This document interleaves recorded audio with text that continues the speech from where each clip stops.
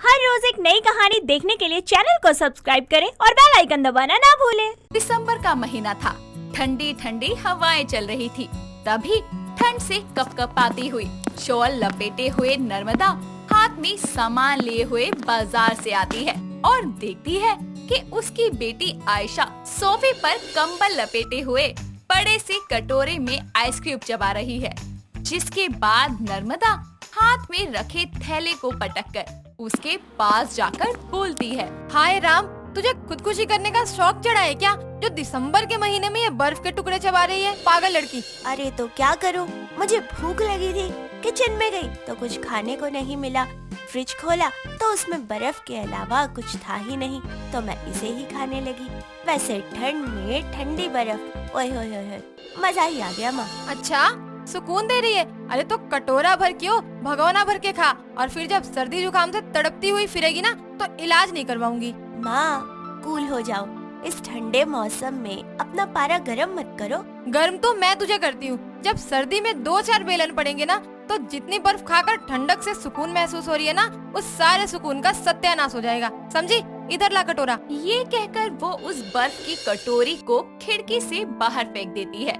उस दिन तो आयशा कुछ ना मिलने पर बर्फ खाने लगती है, लेकिन उसके बाद से उसे बर्फ खाने की आदत सी हो जाती है और ठंड होने के बाद भी वो फ्रिज से आइस क्यूब निकाल कर खाया करती थी। एक दिन जब वो चोरी छुपे बर्फ खा रही होती है तो कट कट की आवाज सुनकर उसका भाई रोमिल किचन में आता है और देखता है कि आयशा फ्रिज के पीछे छुपकर बर्फ खा रही है। तभी वो उससे बोलता है, ओ बर्फीली, क्यों ऐसे खतरनाक कारनामे कर रही है? बर्फ खाने में कौन सा स्वाद आता है तुझे? ले खुद ही खाकर देख ले। अरे यार, मैंने भी क्या बात कर दी। जो बंदा 4-4 दिन ठंड में नहाता नहीं है, वो बर्फ खाना तो दूर, उसे छूने तक की हिम्मत नहीं रख सकता। हाँ, तभी तो तू ये बर्फ खाकर खतरों की खिलाड़ी हो रही है। रुक जा, माँ को बताता हूँ, तेरा खेल तो वही खत्म करेंगी। अबे रुक मोटे कुत्ते। रोमिल नर्मदा को बताने के लिए वहाँ से भागता है और हाथ में बर्फ लिए आयशा भी उसके पीछे पीछे भागती है और उसी बर्फ को लेकर उसकी तरफ फेंकती है। बर्फ सीधा जाकर उसकी पीठ पर लगकर उसके पैरों में आ जाती है और वो फिसलकर धड़ाम से गिर पड़ता है। और तभी नर्मदा भी वहाँ आती है और वो दर्द भरी आवाज में बोलता है, मार डाला रे चुड़ैल, मुझे कुछ हो गया ना तो देखियो, लोग तुझे बर्फीली हत्यारन कहेंगे। माँ, मैंने इसे फिर से बर्फ खाते हुए देखा था। मैं आपके पास ही आ रहा था कि इसने मुझ पर बर्फ फेंकी और मैं गिर गया। नहीं माँ, उस दिन आपके मना करने के बाद बर्फ खाना तो दूर, मैंने उसे देखना भी बंद कर दिया। ये तो अपने आप गिर गया। फालतू में कहानी बना रहा है अब। नहीं माँ, मैं सच कह रहा हूँ। ये मुंह बंद, एकदम चुप। पहले कमरे में चल और गर्म पानी से सिकाई कर ले, फिर कर लियो अपनी बहन की शिकायत, नालायक। और तू क्या देख रही है, मदद कर। हाँ करती हूँ। जिसके बाद नर्मदा और आयशा उसे संभालते हुए उसके कमरे में ले जाते हैं। ऐसे ही समय बीतता है और नर्मदा अपनी बेटी आयशा की शादी एक अच्छे घर के लड़के विनोद से करवाती है। मौसम करवट लेता है और गर्मियाँ शुरू हो जाती है। साथ ही साथ आयशा का बर्फ खाना भी बढ़ जाता है। एक दिन वो सबके लिए शरबत बनाकर लाती है और अपने ग्लास में 4 आइस क्यूब डालने के बाद 5वीं भी डालने लगती है। तभी उसकी सास जानकी बोलती है, अरे बहू, शरबत में बर्फ क्यों डाल रही है?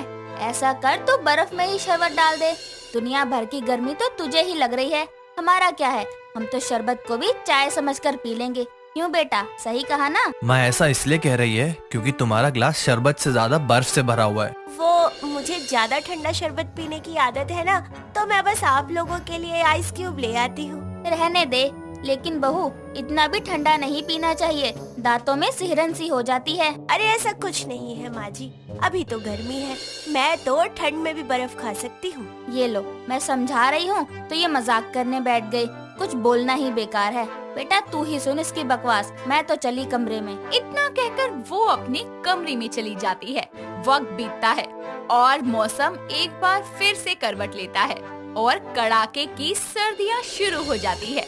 जानकी घर में गाजर का हलवा बनाती है और उस डब्बे में पैक करके आयशा को देते हुए बोलती है। सुन बहू, ये हलवा तो सामने वाली मंजरी आंटी को दिया।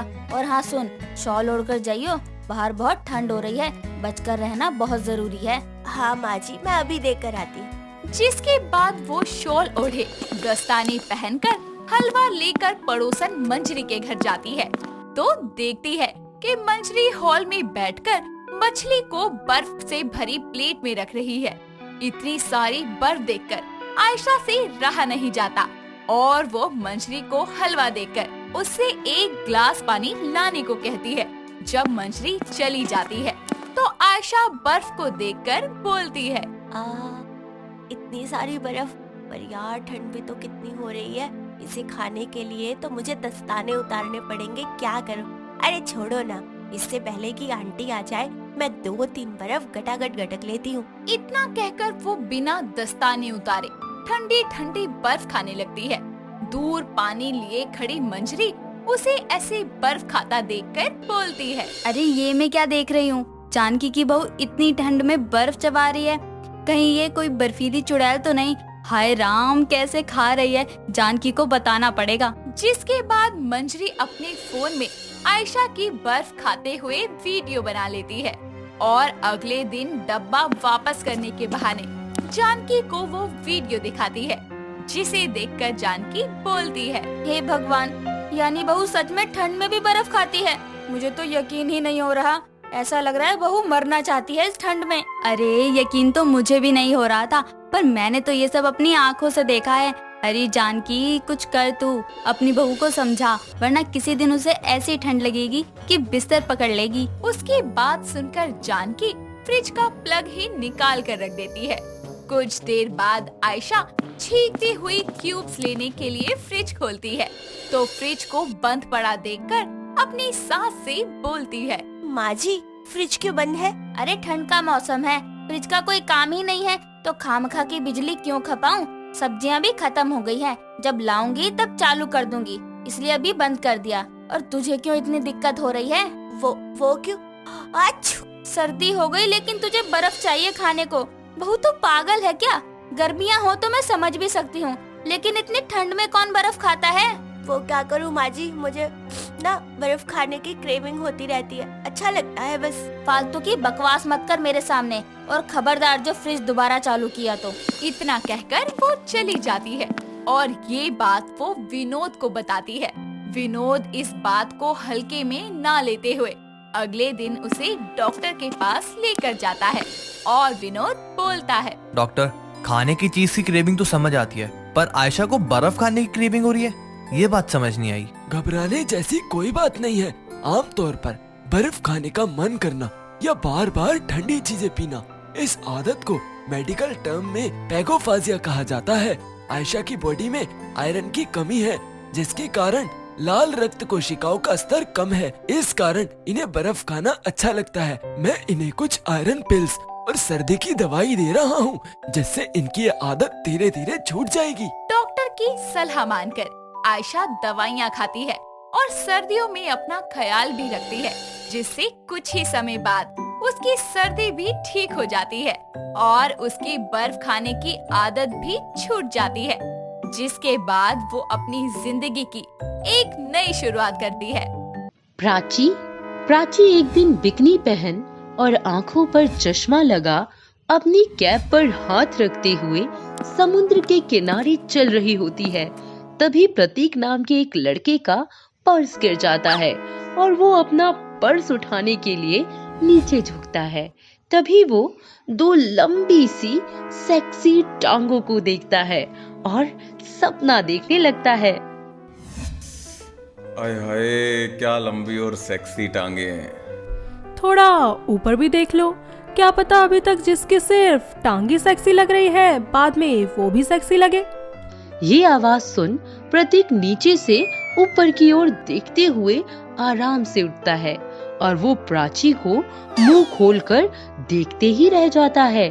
तभी प्राची उसका मुंह बंद करती है और उससे बोलती है, क्यों मिस्टर, मेरी लंबी टांगे ही सेक्सी हैं या मैं भी? अरे नहीं, वो मेरा मतलब कि बोलो, क्या मतलब है? कहीं मुझे देखकर तुम्हारी आवाज वापस पेट में तो नहीं चली गई? प्रतीक गर्दन हिलाकर मना करता है। उसको ऐसे देख प्राची हंसने लगती है और बोलती है, मेरी लंबी और सेक्सी टांगों को देखकर कोई भी मेरा दीवाना हो जाता है, पर तुम औरों से थोड़े अलग हो। इतना बोल प्राची हंसते हुए वहाँ से जाने लगती है। तभी प्रतीक उसको आवाज देते हुए बोलता है, अरे हेलो, अपना नाम और नंबर तो देती जाओ यार, कमाल कर रही हो। प्राची थोड़ी दूर जाकर रुक जाती है और मुस्कुराते हुए पीछे देखती है और उसको अपना नाम और नंबर बताती है, जिसे प्रतीक फटाफट अपने फोन में सेव कर लेता है और वहीं प्राची का सपना देखने लगता है। बेबी, तुम्हारी टांगे इतनी शाइन कर रही है जितना कि इस बीच का पानी भी नहीं कर रहा। मेरी आंखें तो बस तुम्हारी टांगों पर ही टिकी है, कहीं और देखने का मन ही नहीं कर रहा। तभी एक बॉल उसके बम पर लगती है और वो धड़ाम से नीचे गिरता है और देखता है उसकी बाहों में बस बीच की रेत और वो जमीन पर गिरा हुआ है। जैसे ही उसका सपना टूटता है वो जल्दी से घर जाता है और प्राची को कॉल करता है। हेलो मिस्टर, मैं तुम्हारे कॉल का कब से वेट कर रही थी, तुम्हें कुछ पता भी है? अगर ऐसा ही है तो प्रतीक नाम से मेरा नंबर अपने दिल में, मेरा मतलब अपने फोन में सेव कर लो। दिल में? मैंने तो तुम्हें देखते ही सेव कर लिया था। उन दोनों की बातों का सिलसिला यूं ही चलता है और एक दिन प्राची मिनी स्कर्ट पहनकर मॉल जाती है, जहां सबकी नजरें उसकी लंबी सेक्सी टांगों पर टिक जाती हैं और सब उसकी सेक्सी टांगे देखकर ठंडी ठंडी आहें भरने लगती हैं। तभी वहां प्रतीक आ जाता है, जिसे ये सब देख अच्छा नहीं लगता और वो प्राची के पास जाकर उसे साइड में ले जाकर उससे कहता है, प्राची, कल से तुम ये छोटी छोटी ड्रेस पहन के बाहर नहीं निकलोगी बस। पर क्यों? प्रतीक के पास प्राची के इस क्यों का कोई जवाब नहीं रहता और वो वहाँ से चला जाता है। ये देख प्राची उसके पास जाती है और उससे बोलती है, कोई बात नहीं प्रतीक, मुझे पता है कि तुम भी सिर्फ औरों की तरह मेरी सेक्सी लेग से प्यार करते हो, ना कि मुझसे, और मुझसे तो तुम्हें सिर्फ और सिर्फ अट्रैक्शन है और कुछ नहीं। नहीं प्राची, मुझे तुमसे बहुत प्यार है, तभी मुझे अच्छा नहीं लगता कि मेरे अलावा कोई तुम्हारी टांगों को इस तरह देखे और कमेंट पास करे। मुझे बस यही डर लगता है कि कहीं तुम मेरे प्रपोजल को ठुकरा ना दो लोगों की बातें सुनकर। ओ प्रतीक, आई लव यू। दोनों एक दूसरे से अपने प्यार का इजहार करते हैं और प्रतीक उससे शादी कर लेता है। निर्मला उसका गृह प्रवेश करवा उसको एक बहू की जिम्मेदारियां बताने लगती है, जिससे वो अच्छे से सुनते हैं पर कर नहीं पाते और अगली सुबह वो छोटी सी ड्रेस पहन अपने ससुर त्रिलोचन के पास बैठ जाती है, जहां वो रोज की तरह अपना न्यूज़पेपर पढ़ रहे होते हैं। थोड़ी देर बाद वो अपनी एक टांग को दूसरी टांग पर चढ़ाकर बोलती है, डैड, अगर आपने न्यूज़पेपर पढ़ लिया हो तो क्या मैं भी पढ़ सकती हूँ? हाँ बहू, ये लो। उसकी लंबी लंबी सेक्सी टांगों को देख त्रिलोचन की आवाज बंद हो जाती है और मुंह खुला का खुला ही रह जाता है। तभी वहाँ निर्मला आ जाती है और ये सब देख बोलती है, हाय हाय राम, कोई लेके आओ झंडू बाम, टूट गया सपना।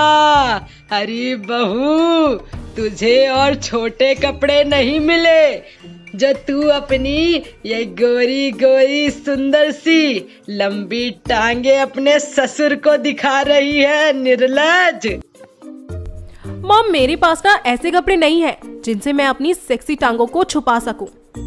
अरे मुझसे बोल देती, मैं दे देती तेरी टांगों को ढकने के लिए कपड़ा। हाय दैया, टूट गया सपना मोरी मैया।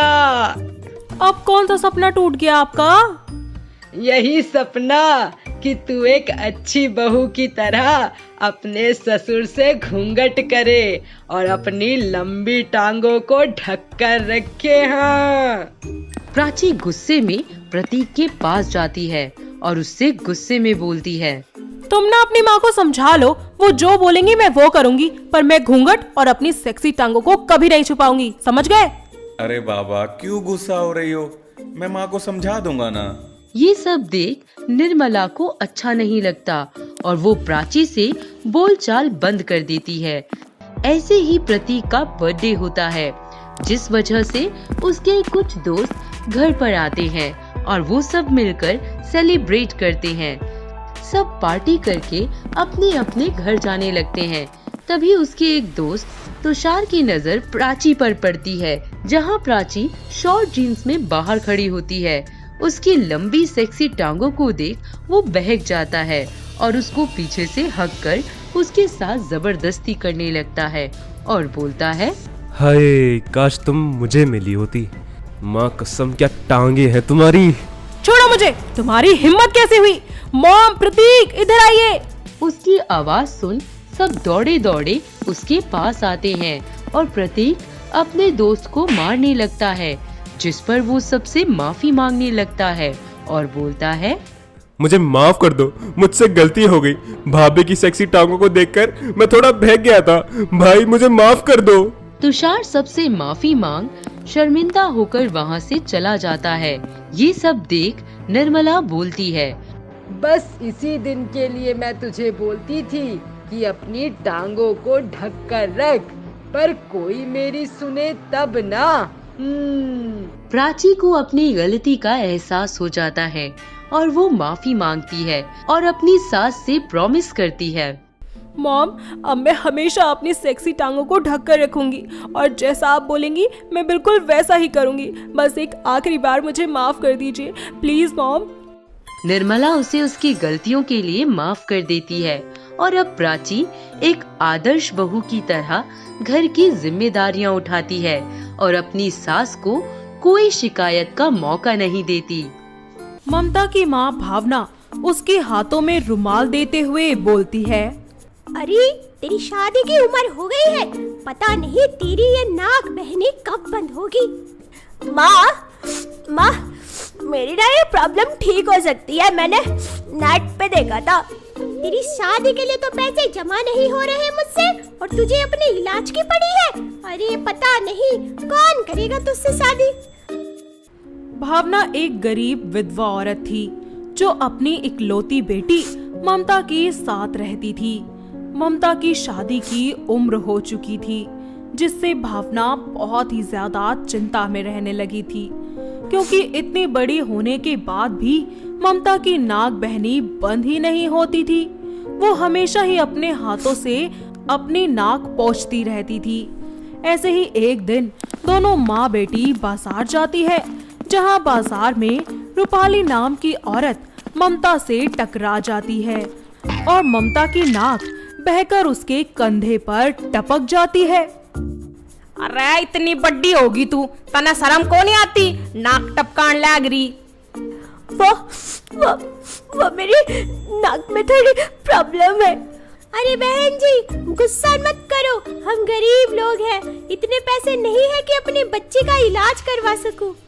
भावना और ममता की हालतों को देखकर रूपाली के दिमाग में अपने भतीजे अक्षय का ख्याल आता है और वो सोचने लगती है, वो अक्षय का बच्चा अपने आप में बहुत बड़ा है ना, अपनी सुंदरता पे घना नाज है उसने। क्यों ना मैं इस नाक बहन वाली छोरी का ब्याह उससे करवा दूं, तब उसने बेरा पटेगा। अक्सर जिंदगी के चीज होया करे। बहन जी माफ कर दो हम दोनों को, जाने दीजिए ना। अरे बहन जी सुनो तो, मने आपसे कुछ बात करनी से। बात करनी है? आपकी छोरी सुंदर तो बहुत है और उसकी शादी की भी उम्र हो रही है। मेरा एक भतीजा है, उससे करवाओगे अपनी छोरी की शादी? बहुत अच्छे घर से है और आपकी छोरी ने घना खुश रखेगा। अरे बहन जी कैसी बातें कर रही हैं? आपका भतीजा तो बहुत अमीर होगा, हम जैसे गरीब लोगों की बेटी से काहे शादी करेगा? यो सब आप मुझ पे छोड़ दो।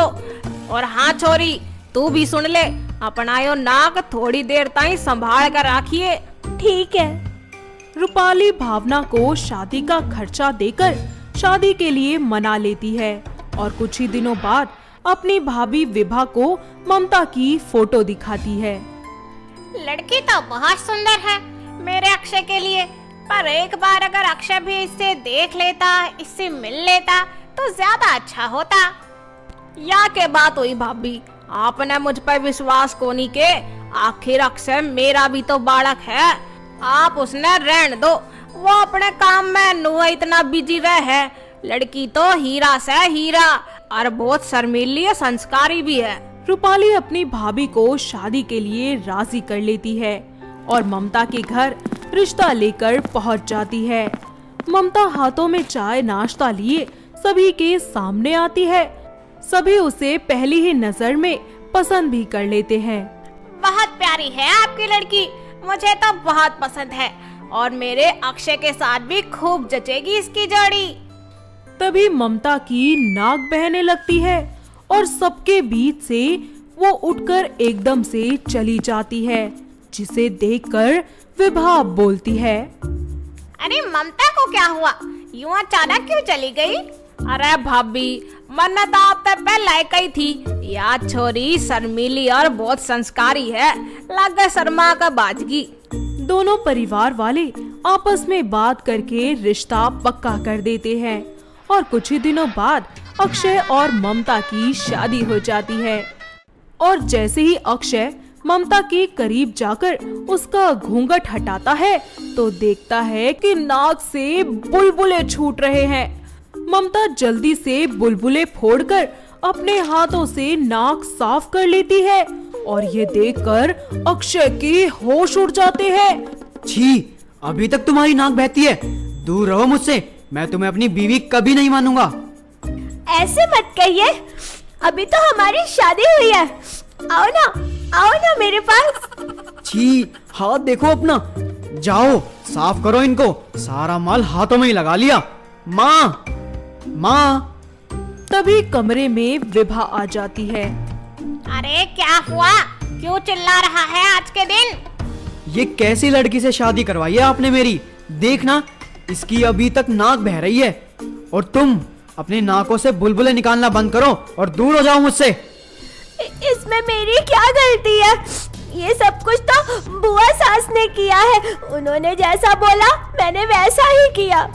आए हाय, पहले तो तू अपनी ये नाक साफ करके आ। ममता पर अपना गुस्सा निकालने के बाद विभा अपनी ननंद को फोन करके घर बुलाती है और थोड़ी देर बाद जब रूपाली वहाँ आती है तब मैंने तुझ पर विश्वास किया और तूने क्या किया, ये नाक बहने वाली लड़की मेरे चांद जैसे दिखने वाले बच्चे से इसकी शादी करवा दी। अरे कौन से जन्म का बदला ले रही है तू हमसे?